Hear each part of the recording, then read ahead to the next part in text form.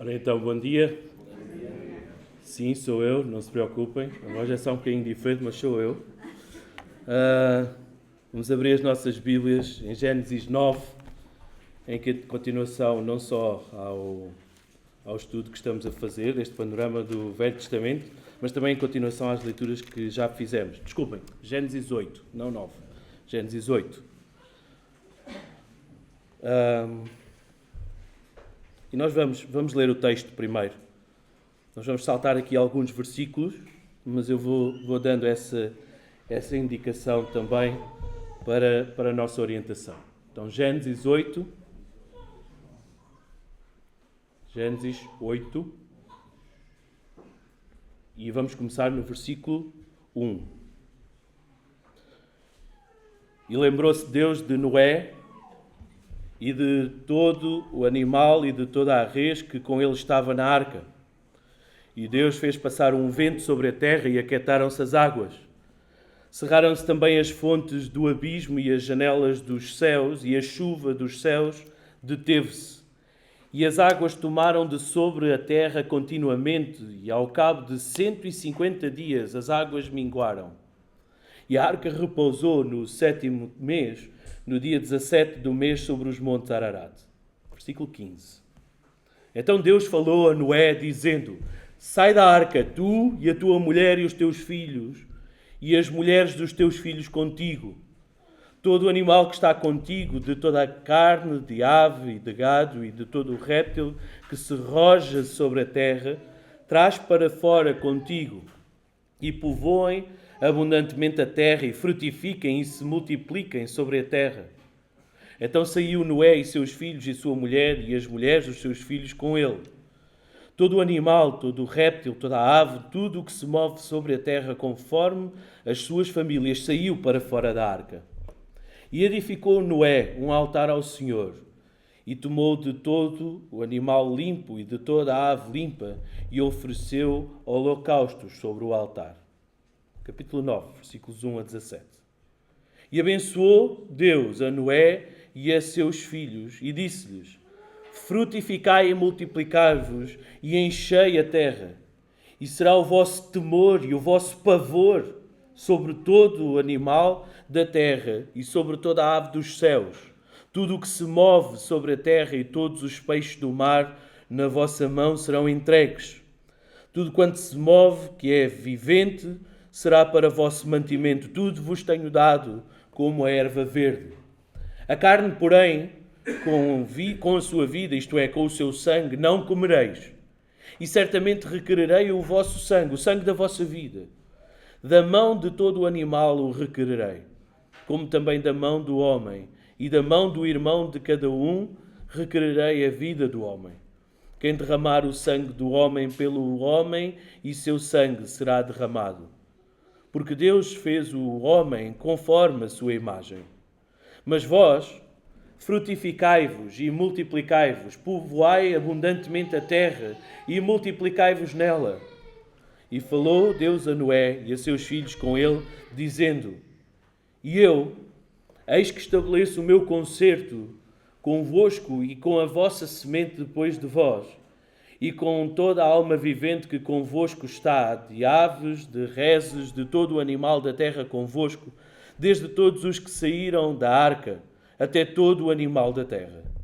E eu convosco estabeleço o meu concerto, que não será mais destruída toda a carne pelas águas do dilúvio, e que não haverá mais dilúvio para destruir a terra. E disse Deus: este é o sinal do concerto que ponho entre mim e vós, e entre toda a alma vivente que está convosco por gerações eternas. O meu arco tenho posto na nuvem. Este será por sinal do concerto entre mim e a terra.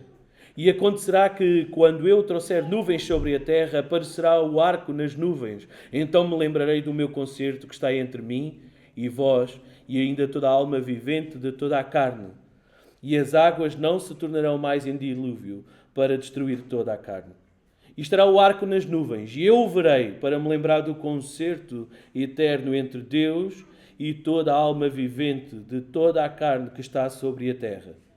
E disse Deus a Noé: este é o sinal do concerto que tenho estabelecido entre mim e toda a carne que está sobre a terra. Até aqui a palavra do Senhor. Vamos orar mais uma vez. Pai querido, nós estamos perante a Tua palavra e queremos ouvir-te esta manhã. Por isso abre os nossos ouvidos e os nossos corações para receber o Teu recado, a Tua mensagem, a Tua palavra aos nossos corações durante este período que estaremos a meditar nela. Senhor, ajuda-me a pregar com fidelidade e verdade a Tua palavra para a bênção nossa, mas acima de tudo para a Tua honra e para a Tua glória. É o que te pedimos e agradecemos no nome do Senhor Jesus, o nosso Salvador. Amém. No passado domingo com o Samuel nós vimos a forma maravilhosa como Deus do nada cria todas as coisas. E Ele cria-as para a sua glória, para o seu prazer. E o capítulo 1 termina com uma afirmação muito interessante. Deus viu tudo quanto fizer e era muito bom. Neste ato de criação do pó da terra, Deus cria o homem, o macho, e viu que não era bom. Samuel referiu isso, não é? Que Deus viu que toda a criação era muito bom, mas quando viu que o homem estava sozinho, não era bom que o homem estivesse sozinho. Então Deus faz-lhe uma companheira dele mesmo que o correspondesse. Neste primeiro casamento, sem convidados, foi muito interessante esse pormenor que o Samuel referiu. Se calhar estava lá o leão e a girafa à volta, juntamente com os macacos todos, mas não houve boda para ninguém.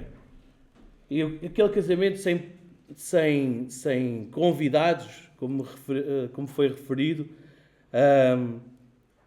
era um que apontava e que continua ainda hoje a apontar para um casamento maior.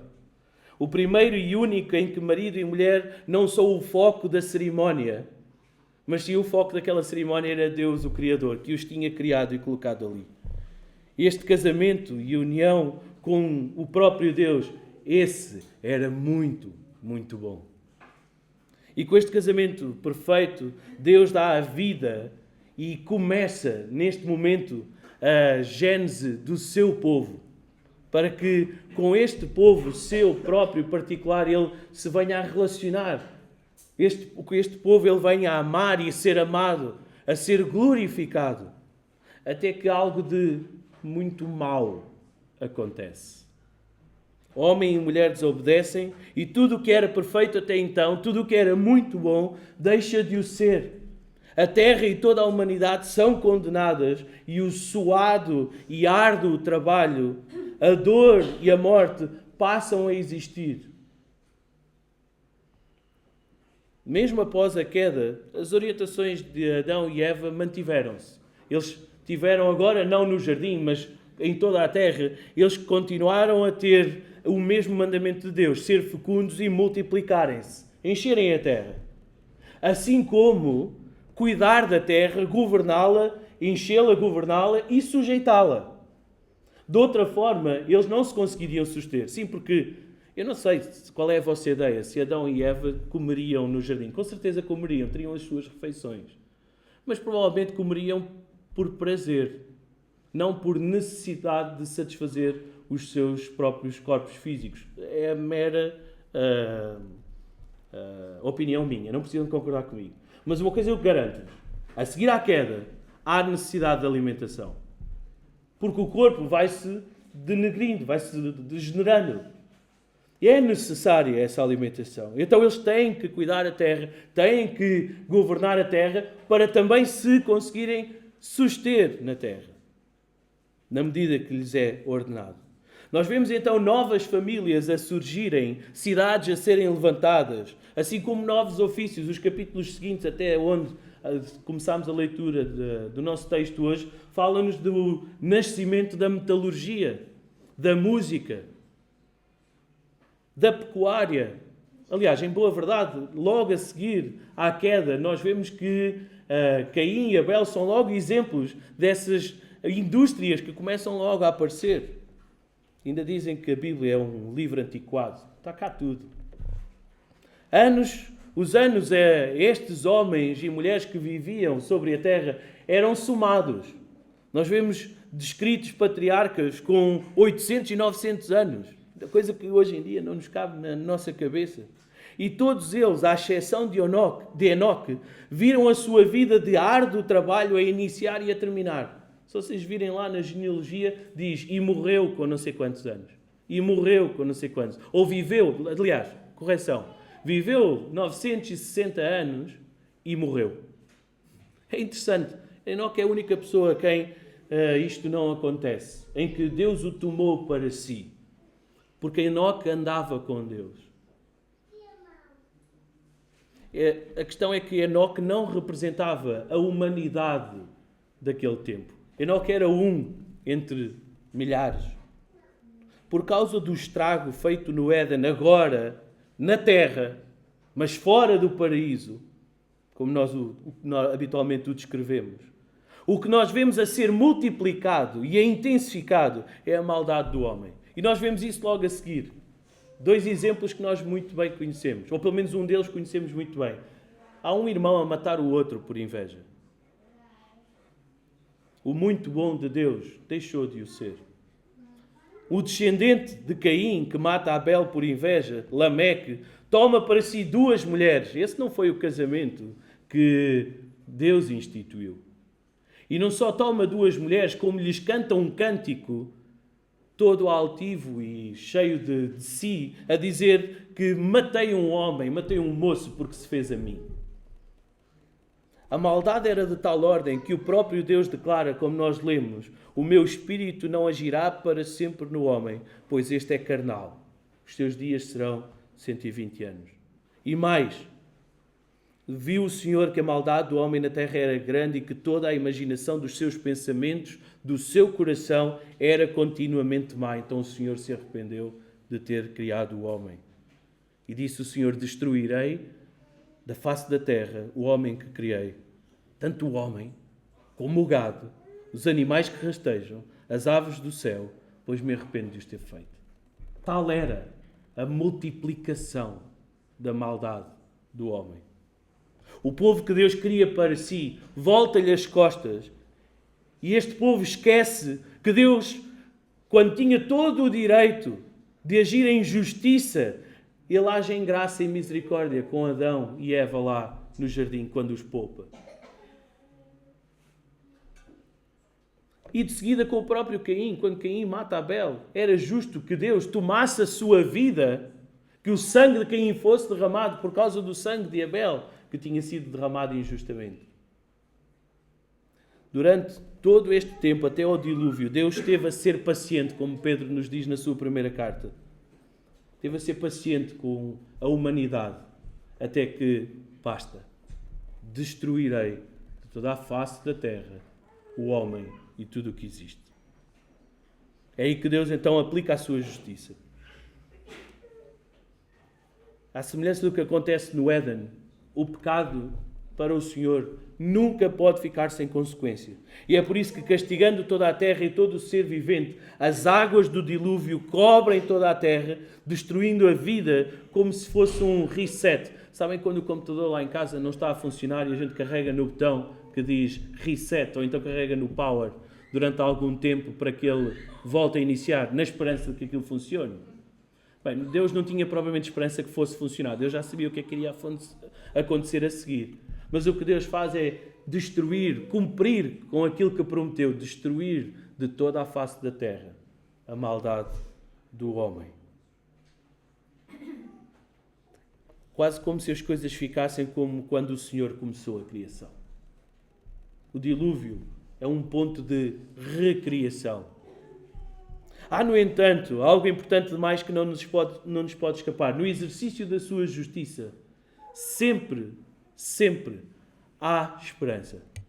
No exercício da justiça de Deus, Deus sempre nos dá esperança. O rei não esqueceu. O rei lembrou-se, o rei não se esqueceu que quer um povo especial e particular com quem se quer relacionar. E quando Deus escolhe Noé, homem piedoso, temente e obediente, Deus garante a preservação da semente da mulher, que nós vimos lá em Gênesis 3:15, e inicia um processo de nova criação. Após 1650 anos, eu fui ao ChatGPT pedir ajuda. Quanto tempo passou desde Adão até Noé? 1650 anos. Depois de Gênesis 3, depois da queda. Sobre toda a Terra, no meio de uns quantos milhões de pessoas, apenas um homem se destaca. Um homem que é temente a Deus. Um homem que é escolhido para ser separado. O único homem que, ouvindo a sentença da condenação da terra, pela fé, crê em Deus, obedece e é salvo. Quando Noé constrói a arca, segundo a orientação de Deus, ele já sabia que a arca, seria um meio pelo qual Deus lhe preservaria a vida. A ele e à sua descendência, porque Noé sabia o que é que ia acontecer a seguir. Deus já lhe tinha dito. Mas a promessa é que aquela arca os salvaria. Deus é fiel e cumpre sempre as suas promessas e propósitos. Nós não podemos ver este episódio sem olharmos para a promessa de Gênesis 15. Nós estamos a tentar fazer com a igreja, ou levar a igreja a termos um panorama, uma vista de cima daquilo que o Velho Testamento nos ensina. E o Velho Testamento aponta para o Novo. E então tu não podes simplesmente passar as diversas passagens da Bíblia sem ir olhando para trás de vez em quando. E Gênesis 3,15, a promessa de que a semente da mulher esmagará a cabeça da serpente, não pode ser algo que tu estejas distraído. A preservação da vida de Noé é a continuação dessa promessa. Desta semente que um dia, da qual um dia Jesus nascerá. Depois da queda, Deus escolhe Sem, filho de Adão, não o seu irmão mais velho Caim, por causa do seu pecado, para continuar a descendência de Adão. E o bendito Deus de Sem, esta é a expressão utilizada pelo próprio Noé, seu descendente, é o Deus de Noé, o Deus criador dos céus e da terra, o Senhor da vida, infinitamente poderoso sobre tudo e sobre todos, é fiel em todos os seus decretos. Este era o Deus em quem Noé depositava a sua fé. Neste Deus que, ofendido e irado, iria destruir toda a sua criação por meio do dilúvio, mas que tinha colocado o seu amor, a sua graça e misericórdia, à semelhança do que tinha feito com Adão, sobre Noé e sua família, provendo-lhe um meio de salvação, a arca. Noé só teve, e muitas aspas neste, só teve de crer e obedecer para ser salvo. E olhem que, reparem que não era coisa pouca que Noé tinha que crer. Noé tinha que crer que iria chover, quando até então nunca tinha chovido sobre a face da terra. Noé tinha que crer que uma arca daquelas dimensões seria possível de ser construída. Noé tinha que crer que essa mesma arca aguentaria tormentas que Deus estava a prometer que ia trazer. Tormentas essas que ele nunca tinha experimentado, algo que lhe era desconhecido, e ainda por cima com animais domésticos e selvagens lá dentro. Noé tinha que crer que, fechados dentro da arca, à mercê dos ventos e tempestades, eles não iriam morrer. Não era coisa pouca. Calça as sandálias, é o mais provável, as sandálias de Noé, e vê quanta fé tu não tinhas que ter para crer em todas estas coisas. Mas Deus prometeu. E pela sua divina providência ele cumpriu. Noé e a sua família foram salvos. Foram salvos e juntamente com todos os animais que estavam na arca. E o povo de Deus, preservado na família de Noé, ao sair da arca, experimenta a esperança de um novo começo. Um recomeço concedido pela graça divina. Deus junta-os na arca para os separar para si. Deus separa-os de todo o mundo mau para os juntar na arca, para depois os separar para si. Isto é algo, não sei se repararam, que vem desde o início. Se nós formos logo a Gênesis 1, Deus cria o firmamento e depois separa as águas. os mares e dos céus, as águas dos céus. Ele separa a porção seca. Ele cria o firmamento e separa os mares e a terra. Deus está constantemente a separar e a juntar para a sua glória. É um princípio que uma dinâmica, nós vamos continuar a ver daqui para a frente. Em resposta à bondade e fidelidade do Senhor, Noé, nós vemos isso lá nos versículos que lemos no capítulo 8, 20 a 22, ele, em resposta a esta fidelidade, ele ergue um altar e oferece um sacrifício de gratidão. Um holocausto ao Senhor. Esta era uma prática que já era comum nesta altura. Nós vimos isso lá com Abel e Caim. Este gesto sincero agrada profundamente a Deus, que então estabelece uma nova promessa. Se há um recomeço, há uma nova aliança, uma nova promessa, um novo pacto. Jamais voltará a amaldiçoar a terra por causa do homem, nem destruirá toda a vida como antes. Contudo, fica clara uma realidade trágica. O coração do homem permanece inclinado para o mal logo desde a sua juventude.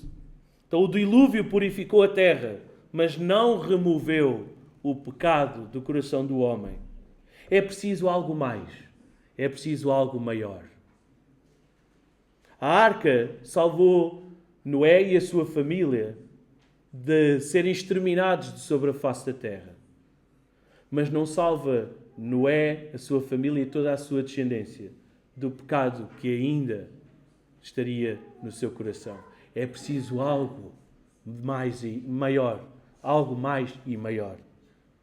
Ainda assim, a graça de Deus prevalece sobre o seu juízo e a história recomeça sob o sinal da misericórdia divina. Agora, fora da arca, no capítulo 9 que nós lemos, Noé então sai da arca e Deus, à semelhança do que fez com Adão, abençoa o povo e faz então esta nova aliança. Noé é agora, como Adão, responsável por cuidar e governar toda a terra.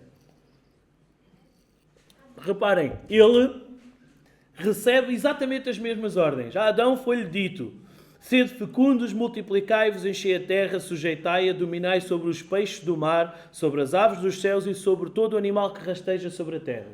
E o Senhor a Noé diz-lhe: sai da arca, e contigo a tua mulher, os teus filhos, as mulheres dos teus filhos, e os animais que estão contigo, de toda a carne, tanto aves como o gado e todo o réptil, que rasteja sobre a terra, faz sair todos, para quê? Para que povoem a terra, sejam fecundos e se multipliquem. A ordem é exatamente a mesma. Noé não só é da descendência da semente, como ele recebe as mesmas ordens da semente. Mas há mais. Abençoa Deus a Noé e a seus filhos a dizer: sede fecundos e multiplicai-vos. Mas Deus ainda diz a Adão: enchei a terra e sujeitai-a, dominai sobre os peixes do mar, as aves dos céus, todo o animal que rasteja sobre a terra.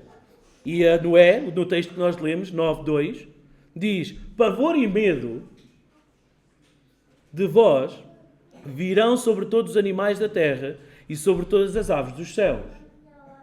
Ok, se calhar nós não conseguimos chegar ao pé de um leão e fazer bu e assustá-lo, né? Mas há algum motivo porque os pássaros não vêm pousar na nossa mão de maneira fácil. Ou um ratinho que anda lá por casa a chatear também não te deixa ser agarrado assim tão fácil. É a mesma ordem. Dominar e governar. Não é só teve a vida facilitada porque os animais já tinham nome. Esse foi o primeiro trabalho de Adão, não é? O homem continua a dominar todos os seres, segundo a ordem de Deus. Mas é interessante aqui, não queria deixar passar este. Há ainda mais uma bênção acrescida, versículo 3, que diz assim: tudo o que se move e vive, ser-vos-á para alimento. Como vos dei a erva verde, tudo agora vos dou. A partir de Noé, o menu é aberto. Eles deixam de comer só vegetais. Na minha opinião, Deus amaldiçoou-os a comer só vegetais. Está lá, Gênesis 1:18, salvo erro. Não pode ser 3:18.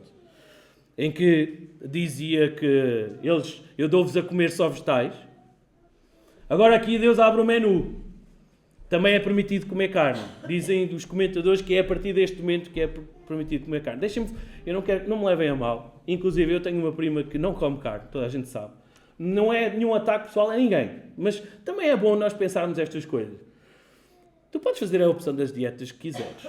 Tu podes comer só carne, comer só peixe, comer só verduras. Tudo bem, tranquilo. Eu não vou julgar. Posso não concordar, mas não vou julgar. Mas dizerem-te e tu comeres a ideia de que comer carne é maldição, não comas essa ideia. A palavra de Deus prova-te o contrário. Deus dá a carne para ser comida. E, irmãos, eu desde pequenino sempre ouvi dizer que uma dieta equilibrada é o melhor para a saúde do homem. Por isso, Deus se dá carne aqui neste momento ao homem é porque depois do pecado ele precisava de proteína para se alimentar, para o corpo subsistir. A Sara está a dizer que sim. Desenvolvendo. O nosso texto fala aqui também de uma outra coisa. Eu não tenho isto escrito, por isso se o sermão se alongar um bocadinho mais é por causa desta parte que eu vou falar agora. Não é que isto seja o tema do nosso sermão de hoje, mas o texto fala-nos acerca do sangue. Tu podes comer toda a carne, mas não podes comer carne com sangue. Eu não vou entrar neste tema. Se quiserem esclarecimento em relação a isso, falem com o presbitério para que se faça um ensino específico acerca disto. Mas há aqui um pormenor, e eu acho que não deve ser descurado e não deve ser simplesmente desviada a nossa atenção. Quando o Senhor aqui diz que vai requerer a vida, e a importância do sangue aqui, o sangue está associado à vida. É o sangue que corre nas nossas veias que permite que o nosso corpo esteja vivo. É o fôlego da vida que nos é dado, está no nosso sangue. E muitas culturas, tradicionalmente, porque há muita coisa que além da palavra de Deus também passa pela tradição, pela voz. E há muitas culturas não monoteístas, ou seja, que não adoram o único Deus verdadeiro, ou só um Deus, e nomeadamente o único Deus verdadeiro, que aquilo que eles faziam era cada vez que matavam um animal para saciar a sua necessidade física de fome, eles vertiam o sangue do animal na terra e punham a sua mão sobre o animal e agradeciam à natureza a dádiva daquele animal para se poderem alimentar. Aquilo que alguns dos comentadores dizem, não é, obviamente, se Noé fez isto, ele não estava a agradecer à natureza, estaria a agradecer a Deus. Mas muitos dos comentadores, aquilo que dizem é que Deus, quando diz que vai requerer o sangue, é a ideia de que o sangue é vertido porque estás a devolver à terra, ou estás a devolver a Deus, a vida que Ele deu àquele animal. É uma questão de simbologia. Ok? Da mesma maneira, se tu és criado à imagem e semelhança de Deus, se eu atentar contra ti e te matar, eu estou a atentar contra Deus. Então Deus vai requerer de mim a vida. Vida por vida. Daí esta questão do sangue. Daí estar referido aqui. E nós sabemos que, e cabe aqui essa aplicação direta, que para que nós fôssemos justificados, alguém teve que derramar todo o seu sangue. E todo o seu sangue foi entregue a Deus. Foi o próprio Filho, Jesus. Se querem uma aplicação direta deste requerer o sangue, ela aqui está. Ok? Podemos avançar? Ou seja, o Senhor nos resgata através do seu sangue e é essa a dádiva mais preciosa, o holocausto precioso, o cordeiro que dá o seu sangue por amor de cada um de nós. Só que o pacto, Deus não só abençoa e dá estas ordens a Noé, como Ele faz um pacto, uma aliança, uma nova aliança com Noé.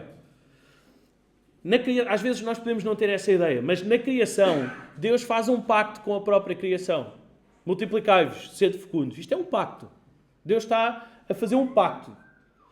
Quando vai a falar com Adão e Eva, há um pacto também. Vocês podem comer de tudo isto aqui está disponível para vocês, excepto aquele. Isto é um pacto, uma aliança que Deus está a fazer.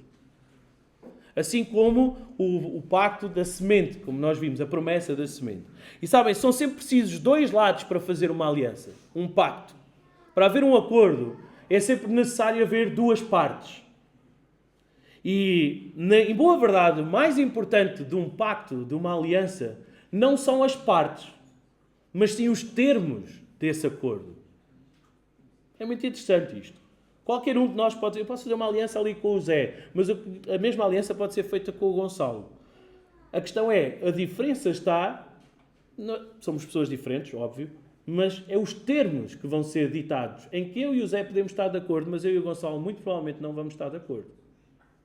Então aquilo que acaba por acontecer, há sempre uma fase de negociação. Nós estamos a ver isso acontecer agora nas notícias, bem badalado nos dias de hoje, não é? Mas isto é tão simples e tão natural que nós desde pequenos vemos isto a nascer e a acontecer. No Palhau, por exemplo, quando nós despertamos o espírito de competitividade para os jovens e adultos, este ano, por exemplo, eu tive alguém daqui da igreja, só não vou dizer quem é para não envergonhar o Tiago Marques. Ele veio ter comigo e disse-me assim, Timóteo, tu não tens noção, nós fizemos um pacto, uma aliança. Ele disse-me isto textualmente. Fizemos um pacto, uma aliança, para que eles dizem-nos onde estão escondidos e nós prometemos que não lhes fazemos mal. Estes são os termos em que ambas as equipas concordam. Para quê? Para que a meta seja alcançada. Mas sabem, uma coisa... e outro pormenor. Algo que acontecia nas alianças e nos pactos dos povos daqui para a frente, no Velho Testamento, é que nós tínhamos sempre um povo que era conquistador e o outro que era conquistado. E o que era conquistado tinha que se subjugar, não é? E então havia um pacto do género, se a tua casa me servir, ou seja, cada vez que os teus exércitos, eu precisar deles e tu os chamares, tu tens dentro do território, eu protejo-te, porque eu sou maior e melhor e mais poderoso do que tu. Faço esta aliança contigo. Há um acordo, há termos. Mas sabem, não sei se repararam, em todas estas coisas, estes exemplos que eu vos dei, há duas partes, há um acordo e entendimento e aceitação de ambas as partes, há alguém que tem que dar alguma coisa de ambos os lados, mas o pacto que Deus faz com Noé é ligeiramente diferente. Deus faz uma aliança com Noé e com a sua descendência, mas esta não é uma aliança comum, semelhança à que explorámos agora. Deus, como Senhor soberano, Ele usa as forças da natureza como o seu próprio exército para dizimar toda a terra, todo o ser vivente, mandou avançar pelo ar as chuvas e no solo as grandes colunas de água. Ventos e tempestades foram os seus soldados, ao seu comando, até que tudo ficou destruído. Ou seja, não há dúvidas que o Senhor soberano aqui é Deus. Certo? Concordam comigo, sim ou não? Conforme o seu decreto, tudo foi dizimado. Tudo foi dizimado, excepto a arca, e todos os que nela estavam, conforme o seu decreto, ao qual Noé obedeceu. Como Senhor da vida, é Ele que dá a vida e é Ele que tem o poder para tomar a vida de volta. E foi isso que Deus faz, é isso que Deus faz com o dilúvio. Agora, é de Deus, após o dilúvio, a iniciativa de uma aliança unidirecional, em que, de alguma forma, e deixem-me colocar muitas aspas neste, alguma forma, é o próprio Deus que se condiciona, estabelecendo os termos para a bênção do seu povo. Coloquem os vossos olhos no versículo 9, e nós vamos ler novamente o texto. Eu faço agora a minha aliança convosco e com a vossa descendência, e com todo o ser vivo que está convosco, com as aves, com o gado e com todo o animal selvagem, com todos os que saíram da arca, sim, com todo o animal da terra. Sim, faço a minha aliança convosco. Todas as criaturas nunca mais serão destruídas pelas águas do dilúvio. Nunca mais haverá dilúvio para destruir a terra. E Deus disse, este é o sinal da aliança que eu firmo entre mim e vós e com todo o ser vivo que está convosco por gerações perpétuas. Coloquei o meu arco nas nuvens e este será o sinal de uma aliança entre mim e a terra.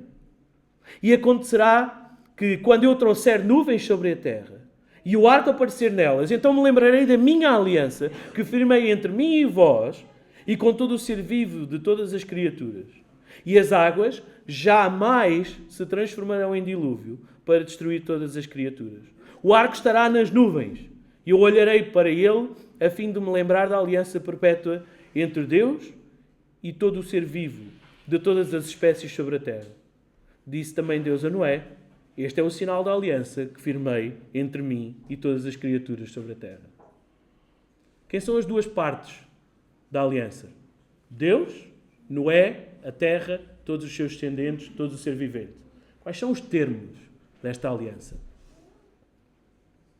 Eu, Deus, nunca mais vou destruir a terra com água.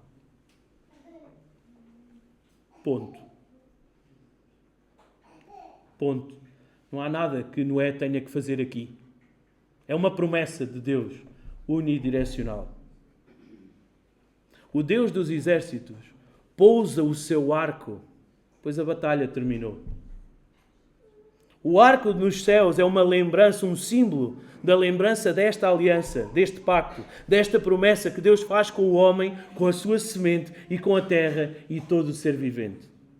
Como nós vamos continuar a ver mais para a frente, com todas as alianças, há sempre um símbolo. Há algo que Deus destaca para que seja lembrado. Neste caso, é o arco. O arco-íris, o que fica nos céus para que sirvam de lembrança, de marco, de selo desta aliança. Para que cada vez olhado seja recordada a aliança que Deus não se esquece do seu povo. Cada vez que tu olhares o arco no céu, não penses: o Senhor nunca mais vai destruir a terra com o dilúvio. Sim, tu podes pensar isso, essa é a promessa. Mas pensa antes: Deus nunca se vai esquecer de mim. Quando vires o arco no céu, pensa: tu és fiel, Senhor, meu Pai amado. Tu prometeste, tu cumpres. E aí está o símbolo. Aí está o símbolo. O Senhor Deus, Criador dos céus, da terra e de tudo o que se move, está a preservar, a sustentar e a garantir a vida. Ele que é o Senhor da vida, a garantir a vida do seu povo. O Rei nunca se esquecerá que tem e que quer continuar a ter um povo. Da mesma maneira como Deus preserva Noé e a sua família no meio do caos, Deus continua hoje a preservar todos aqueles que são seus. E quando tu olhas para o arco, é isso que tu te lembras. Nós vivemos tempos de instabilidade, com crises, doenças, guerras, dúvidas pessoais. Só que o Rei está lá sentado no trono.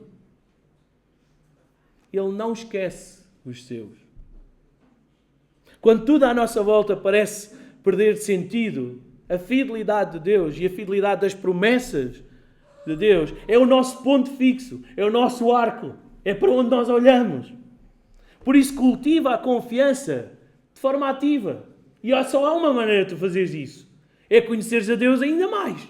Como? Ora, lê. Lembra-te das promessas de Deus. Apropria-te delas. Senhor, eu sei que tu nunca mais vais voltar, mesmo que seja o maior dos temporais, com trovoadas que me assustam. Eu sei que tu não vais destruir a terra. Mas até hoje tu tens sido comigo. Eu hoje respiro porque tu me sustens a vida. Porque tu me dás tudo quanto eu careço. Tu és fiel, Senhor. Nas dificuldades, repete para ti mesmo: Deus não se esquece de mim.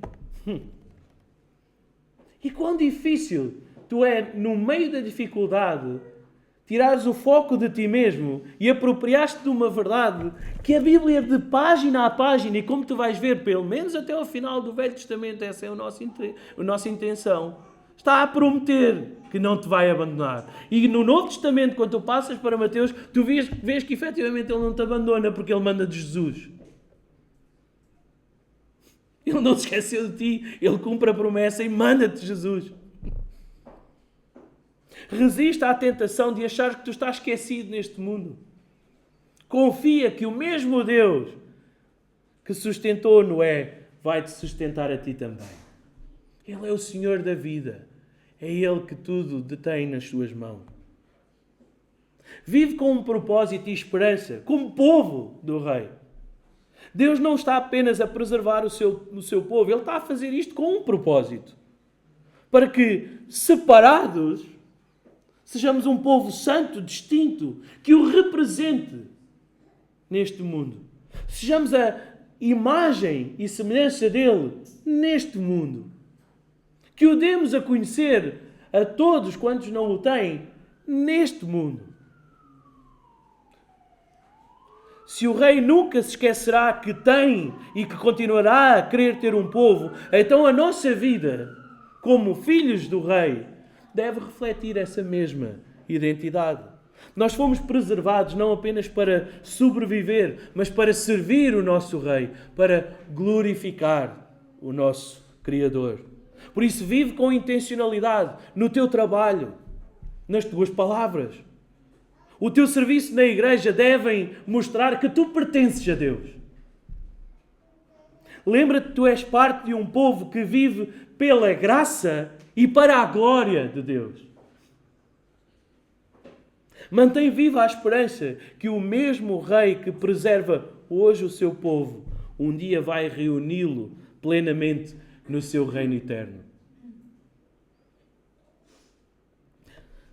Chegando ao fim, a belíssima história que percorre as páginas da Bíblia é a história de um rei que cria para si mesmo, à sua imagem, à sua semelhança, ou conforme a sua semelhança, para sermos mais fiéis ao texto bíblico, um povo santo, próprio, o qual ele quer como propriedade exclusiva.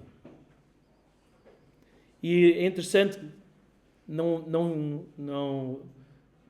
não vamos passar provavelmente neste texto, mas em Deuteronômio, umas páginas mais à frente, diz que Deus quer este povo para consigo mesmo o exaltar em louvor, renome e glória sobre todas as nações. Mas esta, como temos visto, e crendo Deus, continuaremos a ver neste panorama do Velho Testamento, também é a história da redenção deste povo eleito, mas impuro. Separado, mas rebelde. Amado, mas altivo por causa do seu pecado. E desde logo, nas suas primeiras letras, existe com o pecado e a condenação a esperança. A esperança de que esta redenção, que antes da criação do mundo já caía sobre os ombros do próprio Deus, na pessoa do seu Filho, o Senhor Jesus. Ele que é a semente prometida da mulher. Ele que é a arca que na tempestade salva os seus.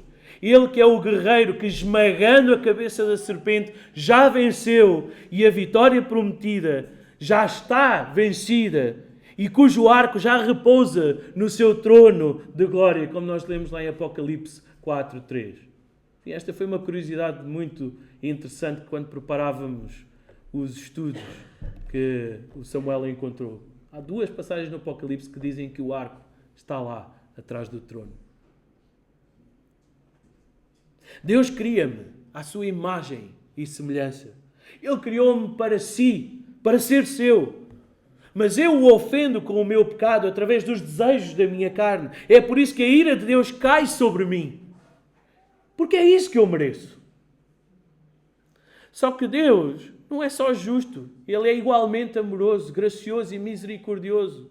Então, como prova do seu amor para me dar vida, Ele que é o Senhor da vida, e vida inigualável, inesgotável, na pessoa do seu Filho, Ele dá a sua vida por mim. Aplica a sua justiça não em mim, mas no seu Filho amado, em Jesus, o segundo Adão e o meu melhor representante. Aquele que é semelhante a mim, mas perfeito, santo, imaculado, puro, sem pecado. A condenação que eu merecia já não cai mais sobre mim, porque já caiu toda sobre Jesus. É por isso que em Cristo eu tenho uma nova vida. Eu sou uma nova criatura. Eu sou chamado Filho de Deus. E com Ele, Jesus, eu sou herdeiro na glória. Eu sou redimido por Jesus. Por isso eu sou povo. Sou este povo que Deus quer para si. Não é maravilhosa esta esperança? Não é maravilhosa esta paz que tu podes ter com Deus? Aquele que tem em suas mãos o poder para fazer tudo o que quer, segundo o seu propósito. E porque tu o ofendes, ele simplesmente pode dizimar, mas não, ele age em misericórdia para contigo e dá-te Jesus. Dá-te Jesus. Não é essa uma esperança maravilhosa que tu queres abraçar? Esta é a nossa história. Esta é a nossa história. E Deus continua a não se esquecer porque é que te criou. Nem qual o propósito para o qual Ele te criou. Porque esse propósito é para que tu sejas seu. Para que tu sejas seu. Para estares com Ele sempre. Sem medos, sem dúvidas, sem temor. Para seres seu povo. Apesar da minha e da tua traição, Deus não se esquece de nós. E, conforme aconteceu no dilúvio, ou antes do dilúvio, pacientemente, Ele vem nos oferecendo a redenção e a salvação que há em Jesus. Os que não entraram na arca, eles foram todos condenados. E reparem, em milhões de habitantes sobre a terra, quantos é que entraram na arca? Muitos tiveram acesso a toda esta pregação de Noé. Pedro dá-nos essa ideia lá na sua carta. Noé apregoou a boa nova de salvação. Eu estou a construir uma arca. Venham, entrem. A salvação está ali. Hoje, deste púlpito, nós continuamos a pregar Jesus. Ele é a salvação. Vem, entra. Ser povo. E ser liberto da ira, da condenação. Será que tu crês? Será que tu estás dentro? Ou será que tu estás fora? O Senhor Jesus, o próprio Jesus, na conversa com Nicodemos, lá em João 3, ele diz que quem crer em mim, ou quem crer no Filho, deixem-me parafrasear, quem crer em Jesus não é condenado, mas quem não crer em Jesus já está condenado, porque não crê no nome do unigênito Filho de Deus, a semente prometida, a arca da salvação. Este é o livro sobre a história da redenção e do Rei que quer fazer de ti seu filho, seu povo. Por isso, vem a Jesus. Vem fazer parte deste povo. Ser um connosco, um com Cristo.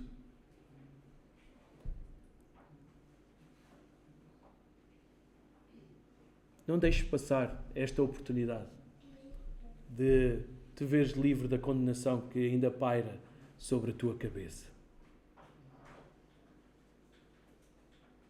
Jesus ainda tem os seus braços abertos para te receber. Que todos o tenham, para a sua glória e para a nossa bênção. Vamos ficar de pé.